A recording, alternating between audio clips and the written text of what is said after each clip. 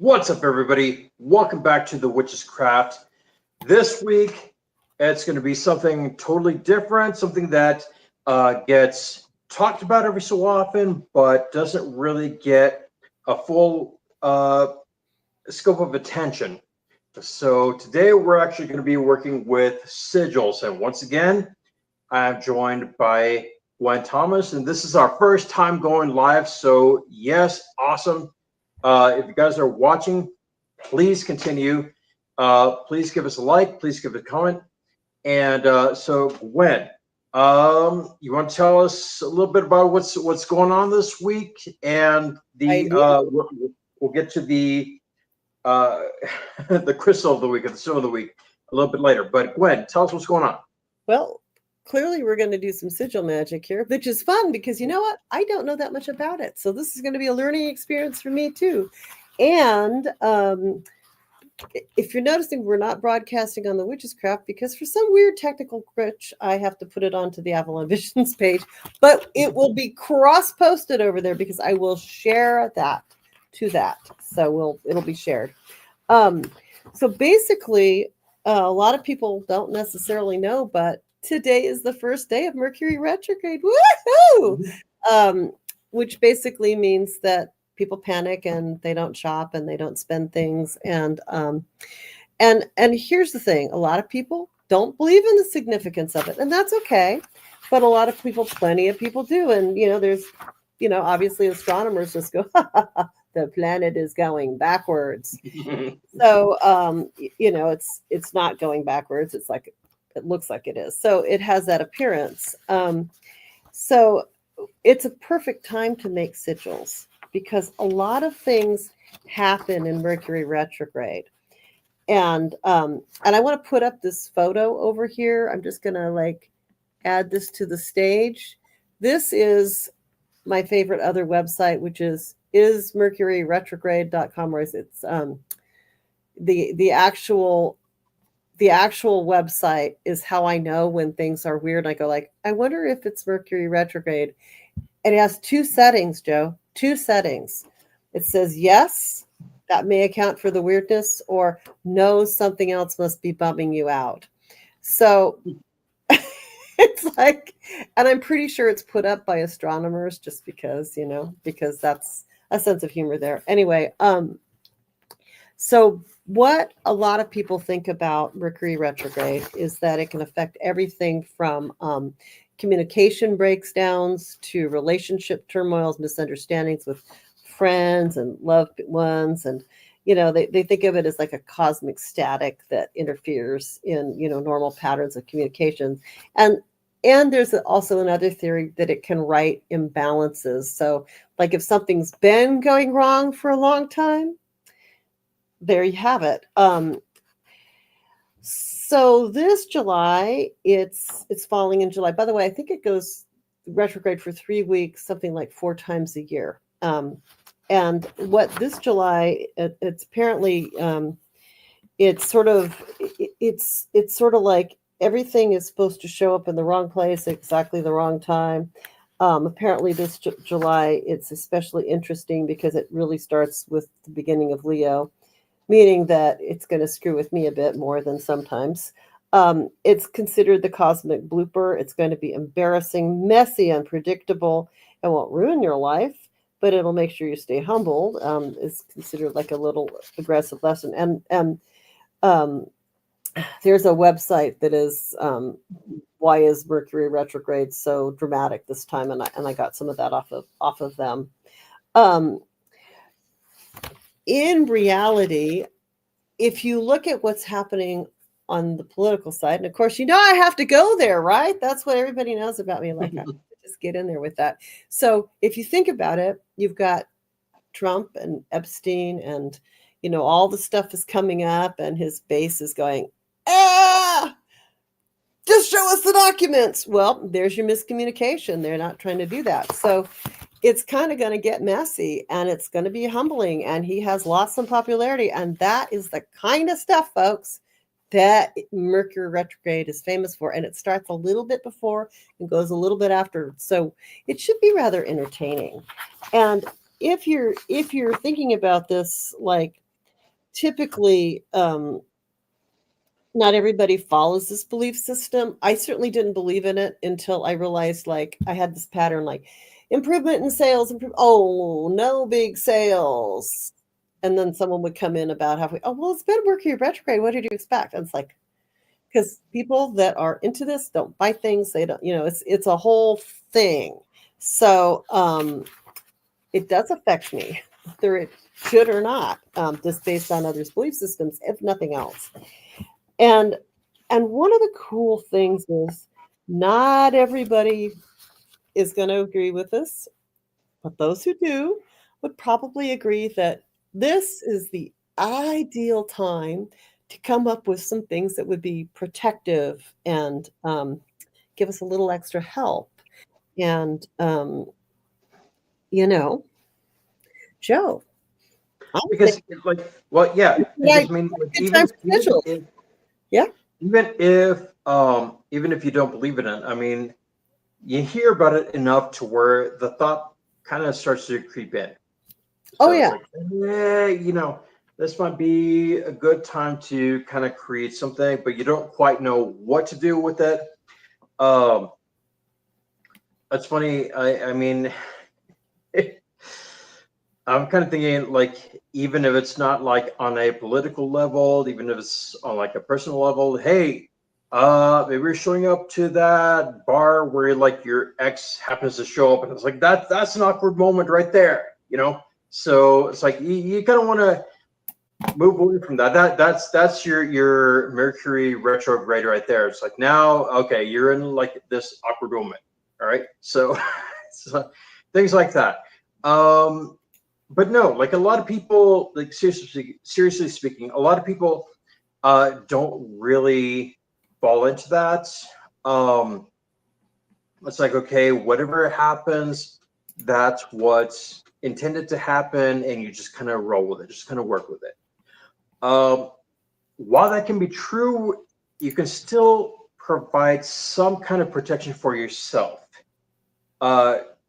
Even if you're not going to successfully protect against whatever situation you find yourself in, you can still create something to where the effect of whatever that is going to be lessened. And that's kind of where we are with the idea of the sigils today.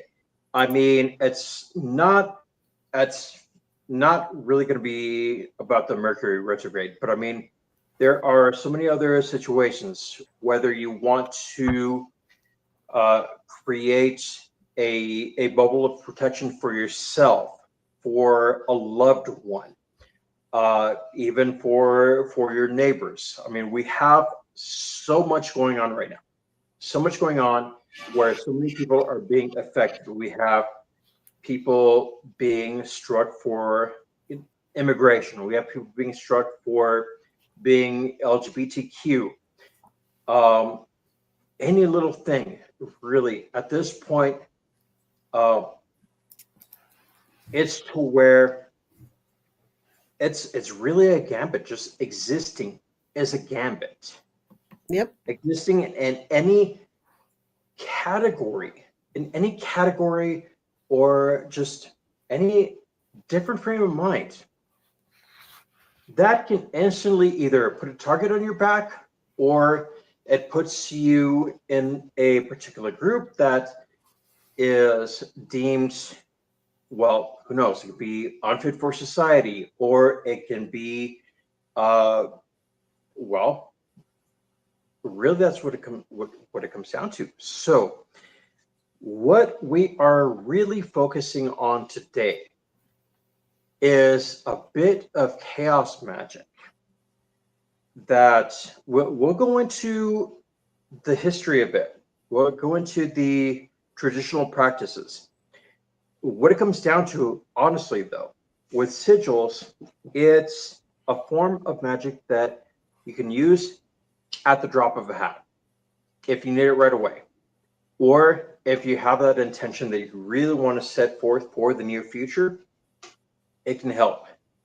So, again, you can have anything from communications breakdown. You can have people that are being taken away. Any little thing. So it can work either way as a form of preventive magic, or it can also work as a form of reactive magic. And it all depends on your interpretation of it. And that's what magic is. It's constantly changing. It all depends on the intent of the person, right? So again, once again, keep in mind, not everyone follows the same belief system, and that's totally okay. That's fine. We just wanted to use the idea of Mercury retrograde as a springboard for the practice of drawing upon your own miniature form of chaos magic, and that's exactly what sigils are. So, before we go into that, before we go into like really explaining what they are, Gwen, I believe you have the stone of the week ready to go. You want to have that, so we can explain how that can actually be used to boost your sigil magic, and then we'll go into an explanation as to what it is. And of course, along with that, I have my handy dandy crystal Bible, the best Bible, right? Here it is, which I'm going to open to. What's the best stone for clearing spaces, folks? Citrine. And I do have samples. So natural citrine, I don't know if you can see this, it looks a bit like this. And there's some up on my website, which is, if you type in citrine, it also looks like this. This is actually pretty natural in color. It's supposed to be natural citrine, and I think it is, although somebody once told me this was dyed, and I don't think so. But that's beside the point. It came up a big chunk and kind of I wound up with one little piece of it. So citrine is this stone that you can put next to things to clear it out. You can put it in the corners of your room to, like keep the energy good. It's good for abundance. You can put it in your pocket. And if you go over to avalonvisionsproducts.com and you type in citrine, or just look in the stone catalog part, you will find citrine in abundance. It makes a good pendulum. It's very hard. It's a kind of quartz, so it's a stone that you could put in a fish tank even if you wanted to, and it wouldn't harm anybody. But what is it that the Crystal Bible says about it? Which would be like, I like the Crystal Bible. So it's yellow to brownish or smoky gray brown. There's actually a smoky citrine, and then there's a smoky quartz, and they're a little bit different in shade. So it says, and I quote, "It's a powerful cleanser and regenerator, carrying the power of the sun." So it's a good stone for the summer, right? It's an exceedingly beneficial stone. It's warming, energizing, and highly creative. This is one of the stones that never needs cleansing. It absorbs, transmutes, dissipates, and grounds negative energy. And it is therefore extremely protective for the environment. It energizes every level of the life as an aura protector. And we're going to talk about auras coming up, not this next one. But that's my expertise. Joe knows that. So it's an aura protector. It acts as an early warning system so that action can be taken to protect oneself. It has the ability to cleanse the chakras, especially the solar plexus and navel chakras. It activates the crown chakras, opens up intuition, and it cleanses and balances subtle bodies, aligning them with the physical. It also has, for healing, it mentions that it's good for degenerative disease. It helps with digestion and spleen. And so one of the things with stones is that if you have a, okay, so you figure like where in your body is this color if you're looking at the chakras? Well, it's kind of right around your solar plexus, which means it's a solar plexus stone. Mhm. And even if, and I'm, if you do martial arts, when you hit in the solar plexus, it like really takes takes the air out of you, right? Anybody that studied that a little bit even knows this. So when you deal with a stone that is kind of in that golden yellow, it's very effective at being protective, generally speaking. It's one of the reasons why tiger's eye, which has a lot of that color, is also a grounding and protective stone. But you can, put a piece like this in your pocket. You can put a little chip in your wallet. It's good for abundance because it helps keep things off you that are negatively affecting you. So we like citrine. Citrine's the go-to. I know so many people that just like, oh, did you put citrine in your register? Don't forget to do that, yeah, we've got some.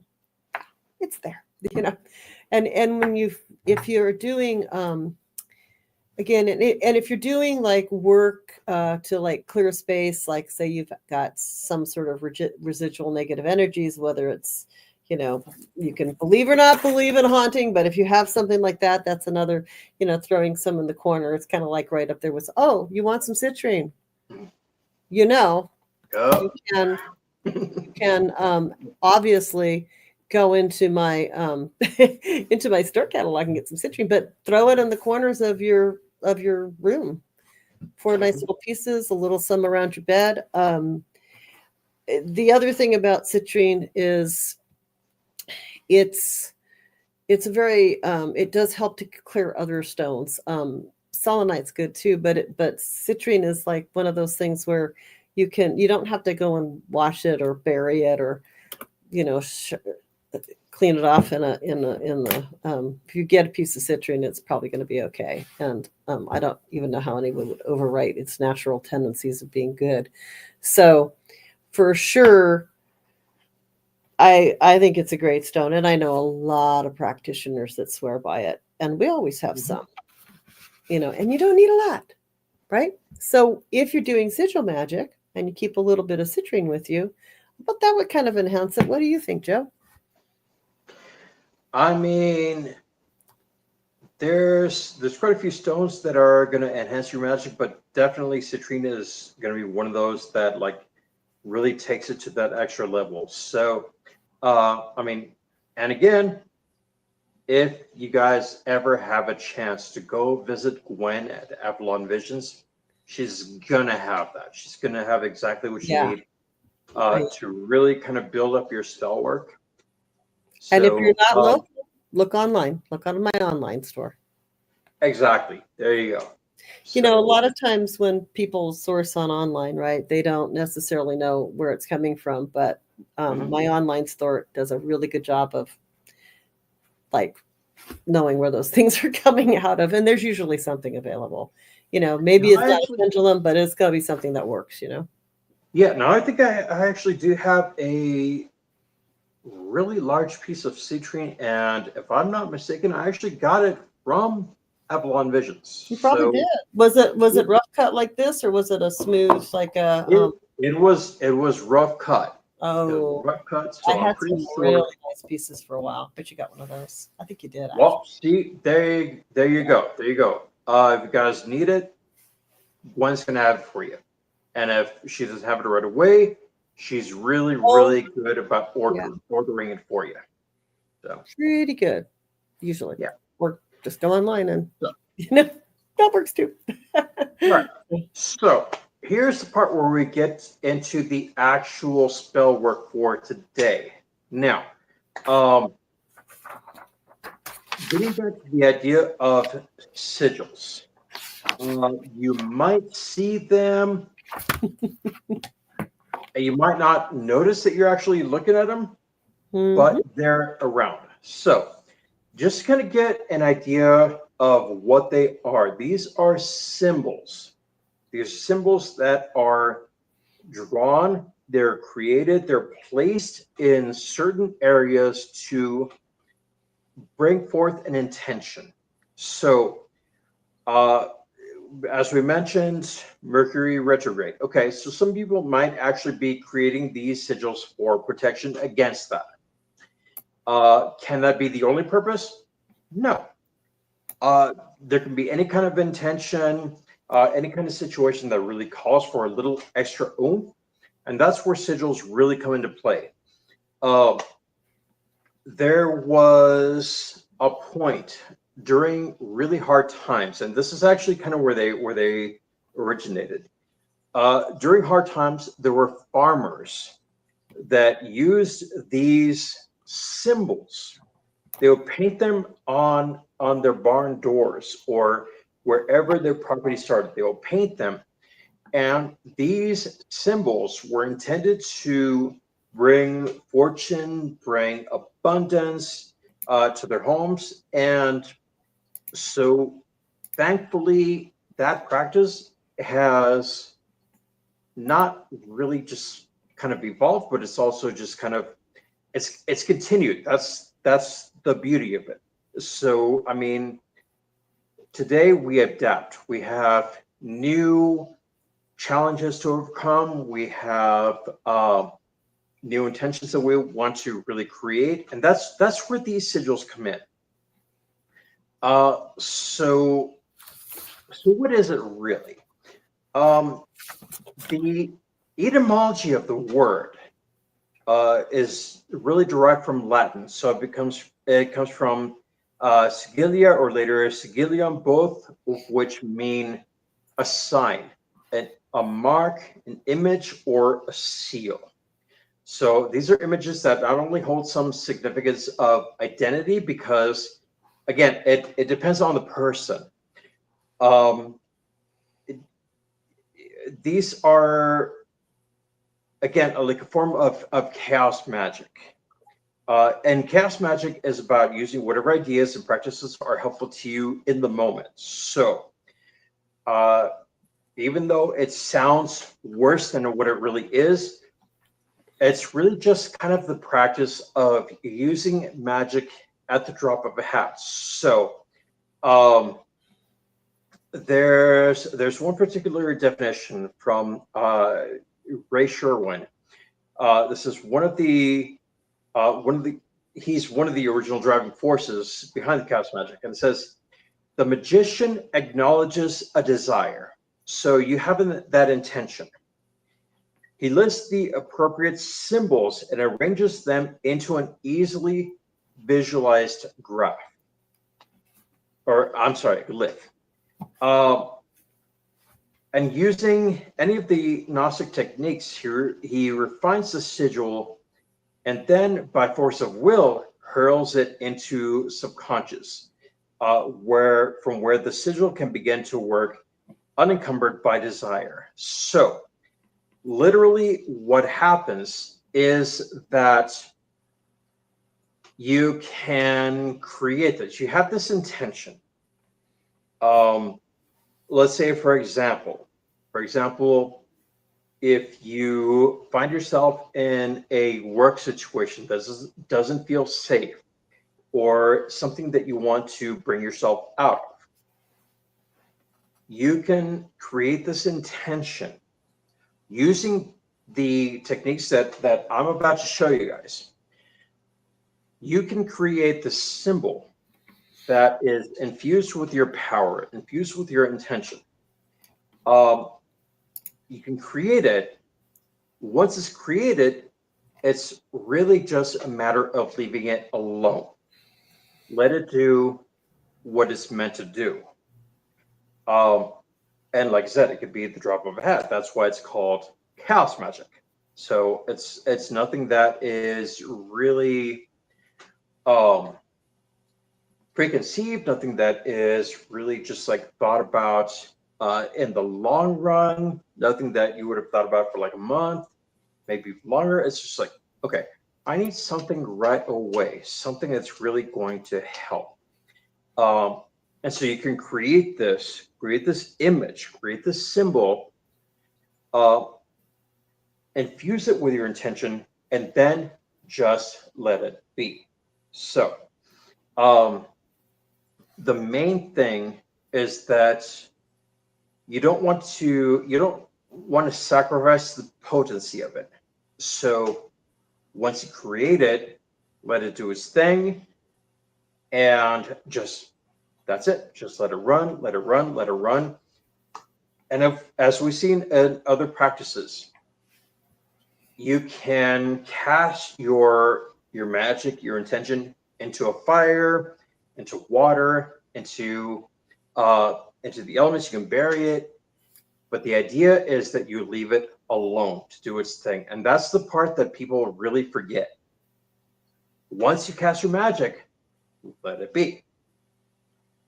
Trust that it's going to work as it's meant to. So the main thing is that you want to be very specific when you're creating this. When you're creating this, you want to be very specific about the intention that you're putting out. So just as with all other magical workings, you want to pay the closest attention to the details. For example, I mean, if you want to bring in abundance, you want to bring in fortune.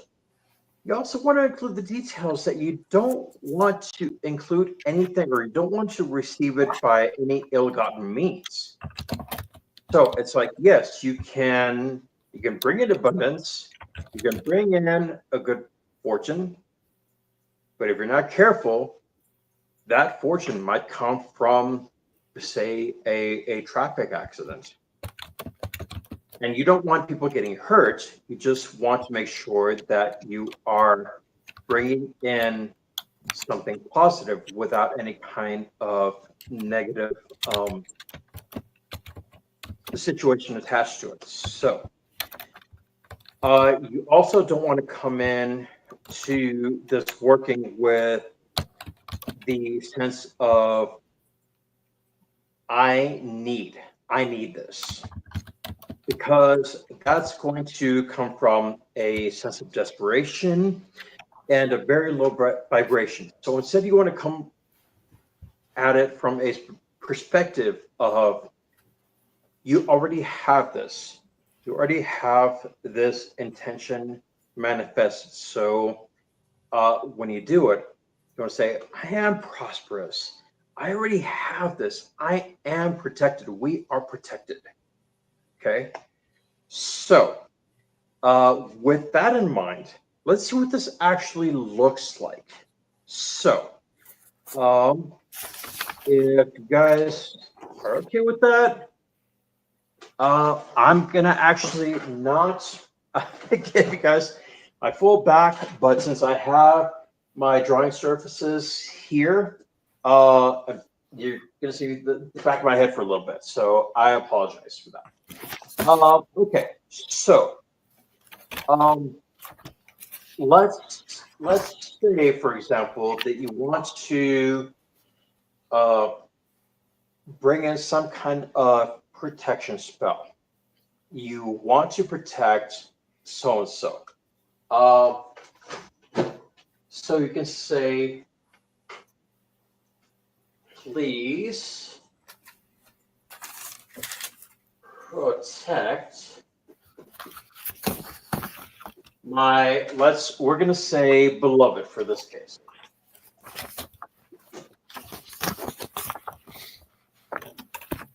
Okay, so hopefully you guys can see this. So it says, please protect my beloved. Yep, it's visual. Okay, so it's a little light, but you know, it's good. It's readable, Joe. Yay, perfect. So here's what you want to do, and this is like the basic practice. All right. So what you want to do is take every letter once. So you have the P. You can strike that out. L, E, and then as you go, you can go ahead and strike out, because you don't really want it to repeat itself. You can. Usually it's best if you don't, because you kind of focus on each individual letter. So A, S, you got those right there. You got another E right there. R, Knock that out right there. O, P, M, Y, B, L is already there. O is already there. B, and D. All right. So you still have all of these letters to go by, okay? And that intention still, it keeps, because what you're going to develop is with that intention, you're going to protect the people that you love or the person that you love the most. So now you have letters that you can work with. Now here's the beauty of it. Some of these can actually be combined. So you don't have to include every single letter. So, for example, here, I'm going to use a straight line. That can include the B, I'm sorry, the P, the L, the E, R, T, B, and the D. So you can combine those into one. All right. So now I'm going to include the curve right here of the R and the P, and maybe go this way.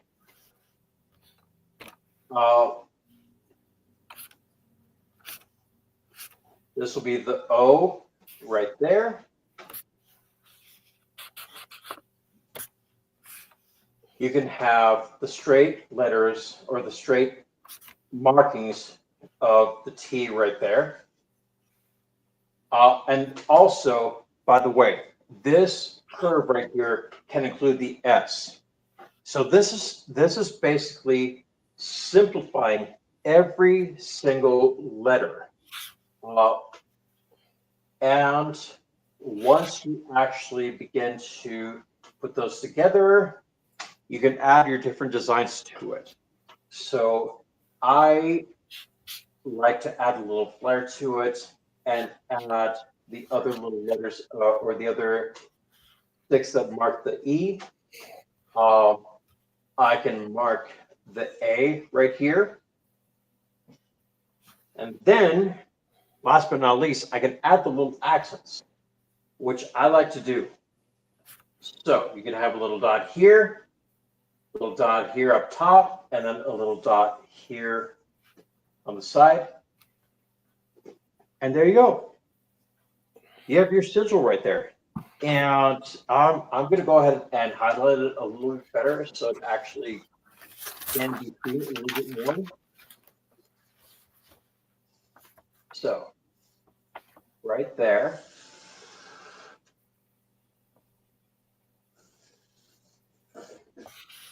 Oops. All right.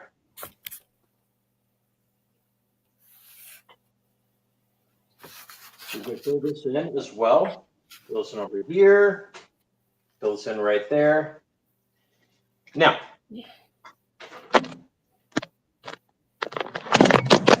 oops.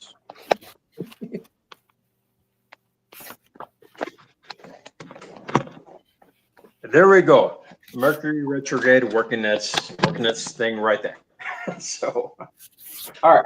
So we have here just a simple symbol that still represents the idea. Please protect my beloved. You've worked everything in. And now what happens here? Once you create that symbol, once you create the working, you can, of course, create it on something smaller. You can fold it, put it away, you can burn it, you can do whatever you feel represents you in the moment. You can go ahead and just let it work. Let it do its thing. So, I'm going to work another example here. All right. So,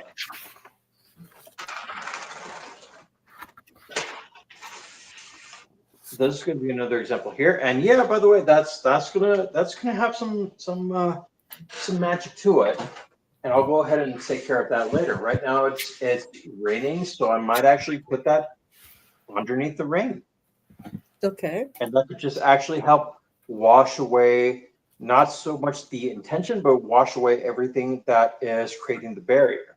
If you want to put that into your magic, like, okay, I want this to flow out. I want this to be unencumbered. I want this to actually flow naturally back to me. That's how it can work. So, Gwen, what's anything in particular that you think we might actually create a sigil for? What kind of a situation here? Well, I would love to. Well, I mean, I'm pretty sure that one can create a sigil for. I just was getting more paper out of my thing and out of the printer, and I was putting the thing back together incorrectly. I got it though. I would imagine that you could create sigils for pretty much abundance. I have my real estate license on the side, folks. I'd love to sell a house. I bet I could do one for that. Okay. Um, So let's see. it's right about time for me to take on a new real estate client. So that would be kind of cool. See, I have my little real estate card right here. Isn't that cute? Can you see it? There we go. That's me. Anyway, see that purple door? If you're looking for a magical house, I know this is like totally. Did you ever see that? See, this is my favorite thing. Joe looked back over, so I was going to show it to you. Joe. You've seen my cards before. Anyway, it's about the right time for me to have another one. So sell a house Okay. to the right client. Oh, I like that. All right. We want to sell the house to the right client. All Right. Well, So, yeah, because I just take on like one client at a time, generally speaking. So it not being right. a full-time job and So all. we have, and once again, this is the basic practice. Once you actually start to move through it a little bit more, and I'll show you the last example and where I've actually gotten through this practice. Okay, so you want to sell, sell a. Do you usually use capital letters when you're doing this? It's just kind of a personal preference. So Okay. you don't necessarily have I had to. that question. Someone else will have that question. Okay. So, Yeah. I mean, that's just kind of a personal preference. So let's see. To E. Right. And then do we have I? No, we do not. G. Clown. C.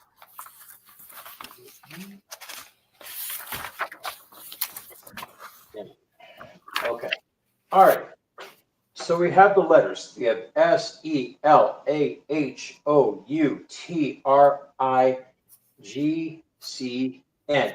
Now, some people like to take out the vowels. I figure it's like in cooking. You can add more ingredients. Why not? As long as they play well together, then it's fine. You know. that makes sense. So, all right. So what we're going to do for this one, all right, we have several letters that curve. So I'm going to start this one with a curve. All right, so that's the S. We can also use that as the U or as the R. Let's go ahead and put a line between that right here. All right. So as a base, we put the N right there. We got the T already covered. We've got the I already covered. We've got the H pretty much already covered here. We can add a little bit right there. All the curves are already there. So once again, this is just like a little thing that I like to do, just for a little decorative purpose. Put a little dot right there, little dot right there, little dot over here. There you go. The more you practice, the more these actually begin to take shape on their own, and the more effective they'll become when you're not focusing on the actual message. You can focus on the message when you're creating it. I like That'll yours make it better than mine. We'll see. We'll see in a moment. So let's see. Alrighty. I mean, that, you know what, that works. That works. And I mean, the idea here, the idea. I see how you're doing it, and my mind isn't going there, which is why I can say I can learn this. This is, you guys, you got to know, like, I haven't done sigils. I've done like a little bit of runes and things like that, but yeah. Right.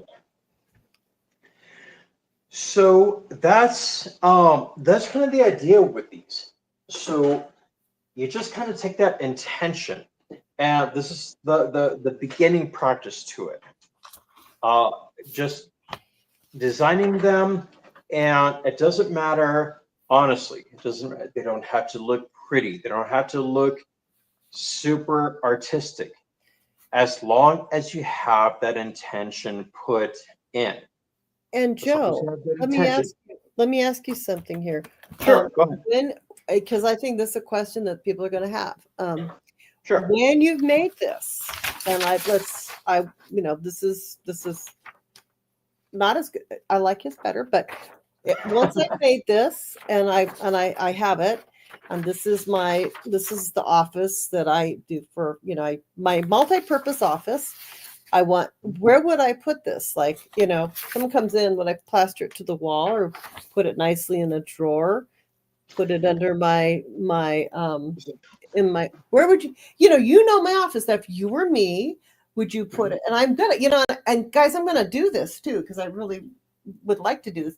If I put this, say, under my Ganesh altar over here, where would you put it if you were me? I mean, honestly, that would be a good place. If you're going to put it under Ganesh or any kind of deity, I would suggest actually making sure that it's okay with that deity, whoever you're working with. They're going to help you with that intention. Yeah. If you're not working with any particular deity, or if you feel like this is an independent work, you can do several things. You can display it. You can, like I said, you can fold it. Have it tucked away somewhere. You can burn it. You can cast it out, into the universe, however you see fit, whatever elements you work with. You can definitely put it out there to said elements. The idea, though, is that you allow the sigil, the symbol, to work its magic. So once you put it under a deity, once you burn it in a fire, put it in your cauldron, once you bury it in the ground, once you let it wash away in a river, in any body of water. I have an ocean out there, guys. I could do that. Yes, absolutely. Yes, exactly. Once you put it out there to the ocean. Although, if you're gonna work with the ocean, I would suggest, and I've done this many times, draw your sigil into the sand so that you're not adding any kind of contaminants. So I like that. That's the idea. That don't use plastic, hopefully not. Make a plastic sigil and then throw it out there. Yeah. So one of the things that I used to do was that I would go down to the beach, um, go to where the tide is coming in, Hmm. create the sigil, and the wet sand. Uh, then I would stand back just where the water was going to reach my feet because I still had a long way back, and I did not like walking with wet feet. Um, so I would stand back, meditate on it a little bit, and just let the water carry it away. So once you create your sigil in the sand, it's a beautiful practice, very, very therapeutic, very uplifting, very spiritual if you work with water. Um, to just let nature do its thing. And So and what nature about places them. I know a lot of people that do candle magic, so I would imagine sigils on the side of a big candle, you Mhm. know, drawn into a candle would also be something that you could do. Oh yeah, that's something I've done on a couple of times, a couple of occasions as well. Uh, I mean, I've taken little, toothpicks, just kind of etch that sigil into the side of the candle, and then just let it kind of burn out. And you'd be surprised how many times you can let it go, and then you just look over at the candle, and it's already gone. So unless you're watching it like you're watching a pot of boiling water, uh, then it's going to become really, really tedious. So uh, it's a wondrous thing, just kind of etching it in there, putting in your intention, and then before you know it, if you just let it go, let it do its thing, And if it that's and what would you know, happen. for those people that go like, I don't know, candles, blah blah blah. There's safe places to burn candles. Fireplaces work Mhm. really good for candle. You can still put it a little, thing in the fireplace or in a sink or a bathtub if you have pets and you're not going to watch it. You want to make sure nothing will fall on it and, create a problem. But a fireplace is a good thing, or even an Mhm. outdoor barbecue if you have no better place. Although wax in a barbecue can be Yeah, kind of, you don't I necessarily, mean, that will burn off the next use of your barbecue. And if it's a little bonfire, don't put it in your microwave because, if you actually turn on your microwave with wax, it will light it up. And that's a whole nother thing. So don't do that. yeah, yeah, yeah. We really don't want to do that, but Fun. no, fire pits are always wonderful. Mhm. Um, if any of you participated in last year's community seed Samhain ritual, Mhm. you would have seen the little coins. They're given to the ferryman. I wonder who that guy was. Oh, Um, I didn't know him. He looked yeah, very I don't know. That, different. that guy, that guy's weird. That's really, really weird. Strange guy. Um, All dressed up in black or something, I think in a hood. Never mind. um, but if you participated, you saw these little wooden coins that were actually decorated with sigils. Um, that actually, thankfully, was not a painstaking process, even though I will take credit that I actually created those. Cool. With our garage goblin, she actually helped quite a bit to create some of her own. Um, but we created quite a few of those, and a lot of the ones that were imbued with people's energy were put into a chest. Those were put into a chest, and those were not touched. Those carried every single attendee's uh, intentions, that carried their sorrows, that carried their woes, anything that they wanted to put into those. What we did was the following day, those were taken down to the beach. They were taken to a fire pit and they were cast in. And thankfully, we had a number of people that had attended the previous night's ritual. So it's wonderful that they were able to come in and really cast that new form of energy to really put out all of that back into the universe. It was transmuted. So in that case, it wasn't fully 100% an intention for the future. It was really kind of letting go of things of the past that had been really, really painful. So that kind of goes to show what can really be done with the sigils. It's just a matter of putting that intention out. So, So basically, you can burn them, you can mhm. float them out to sea, you can bury them. or you can Uh-huh. bury them. Can you eat them, chef? Have you ever eaten a sigil? Could you do a I sigil? would not.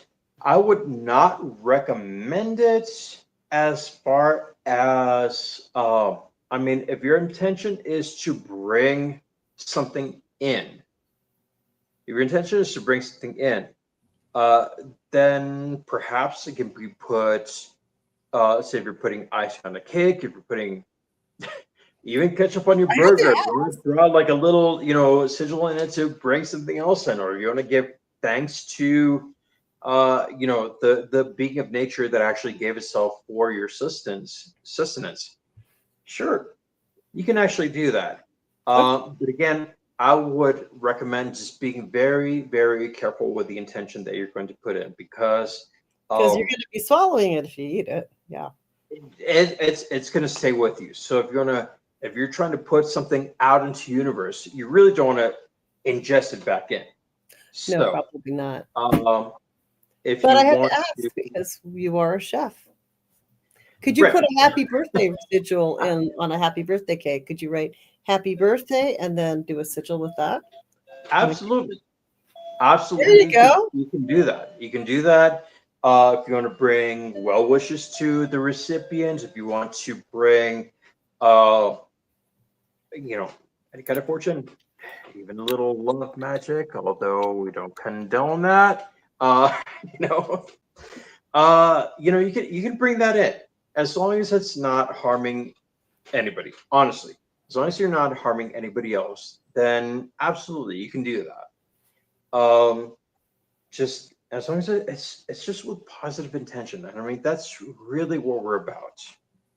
That's really honestly what we're all about. Just bringing in the best for ourselves, the best for the people that we love, the best for our home, our nature, everything. So, And even and that's what's that.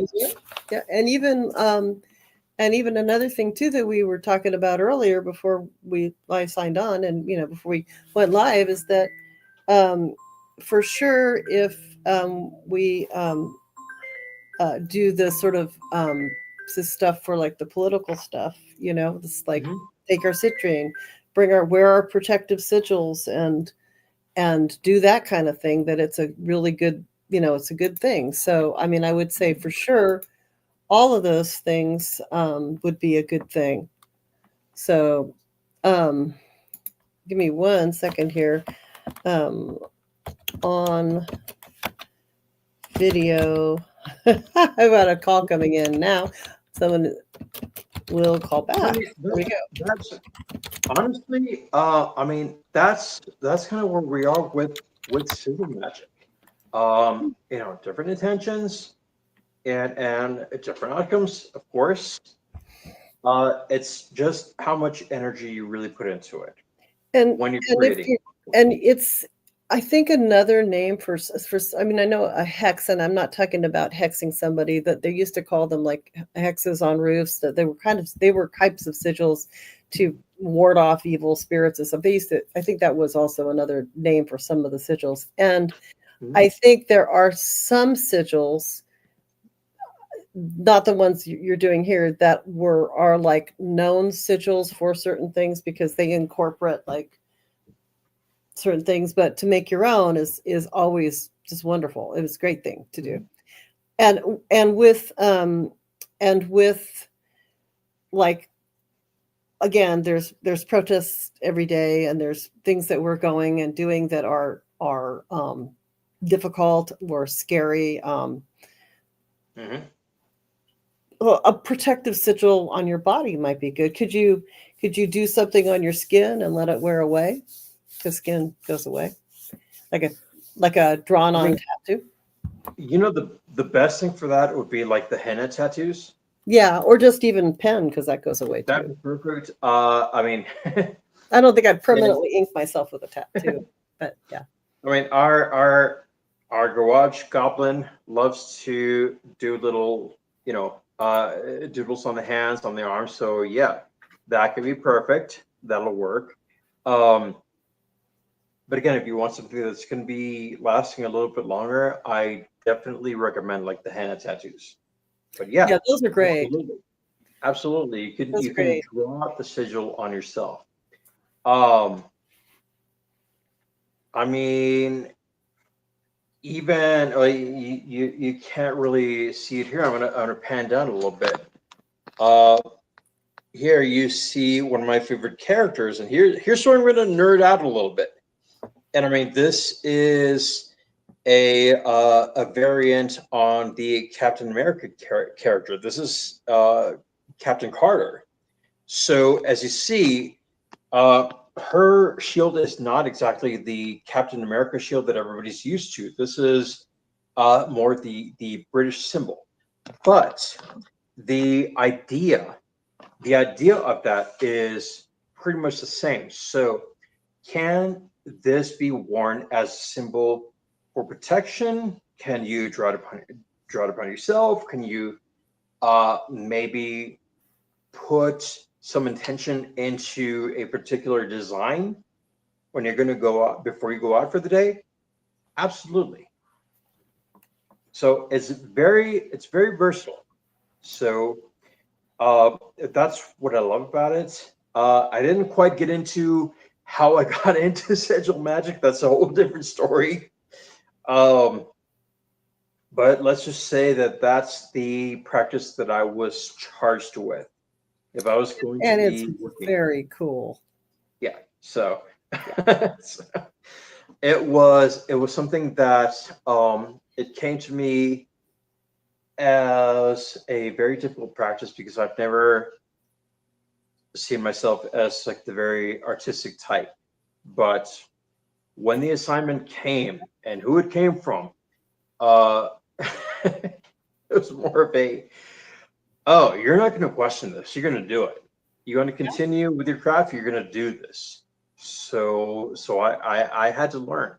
I had to learn, and thankfully, it's served me pretty well. And I mean, I love the fact that I'm here with you guys now, kind of leaning back on my teacher days, but I'm able to show something that like is really, really meaningful.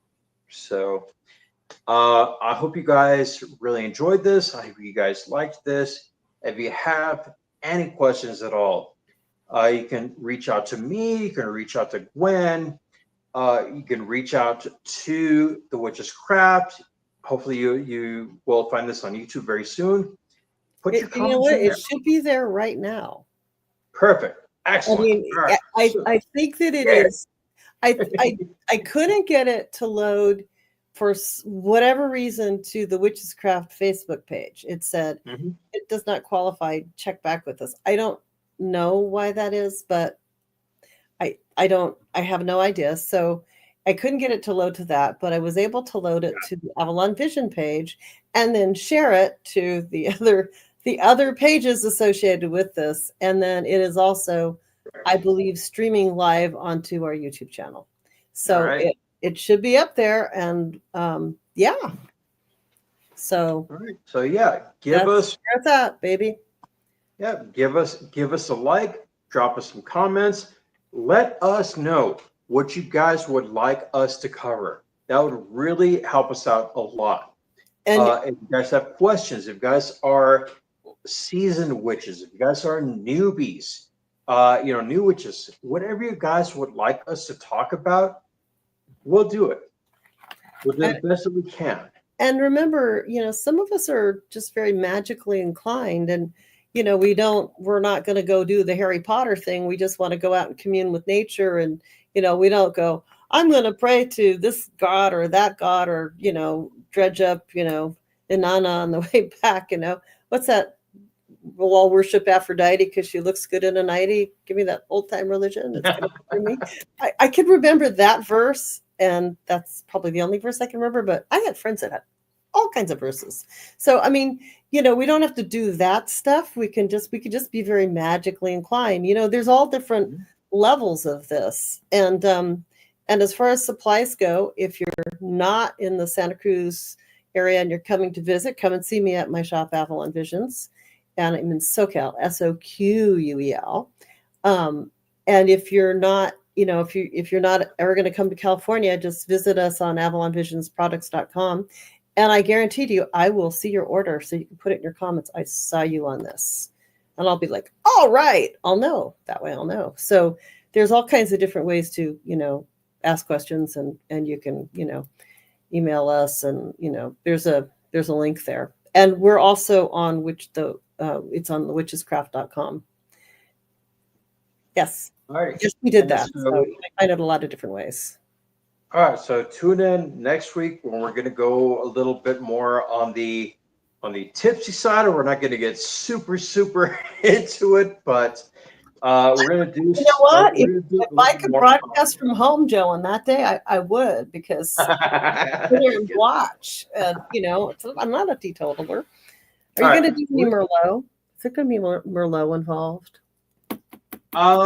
There can be no promises right now, but I'm pretty sure we can come up with different kind of concoctions. So next week we're going to be working on magical cocktails. So I'm going to send you my favorite recipe and get your take on it. That'll work. We'll make something magical with it. It doesn't mean you have to use it. I'm just going to send it to you, and you can laugh away. Sounds good. Now, there is a banana involved, and I'm not going to say how. Perfect. Now, I'm not going to say how. That could let everybody think about that. Even if you guys don't drink, we'll come up with some good mocktails that are really, really potent. As far as the magical sense, doesn't necessarily have to be alcohol. We'll come up with some really, really good potions, or just, like I said, mocktails. Yep. And we'll take it from there. See what intentions.